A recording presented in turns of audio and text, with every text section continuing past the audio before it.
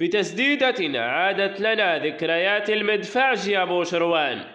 سجل اليوم بنتايك هدفا أقل ما يقال عنه عالمي، ذكرنا بهدف أبو شروان في مرمى غينيا في كأس إفريقيا 2008.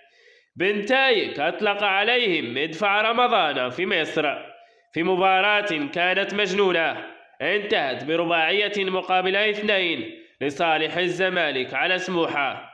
ويذكر أن بنتايك من الرجاء انتقل إلى سانتيتيان في تجربة احتراف قدمت له الكثير في مسيرته وجعلته يتطور كثيرا فنيا وبدنيا، وها هو اليوم يقدم مستويات كبيرة مع الزمالك هناك في الإيجيبشن ليج.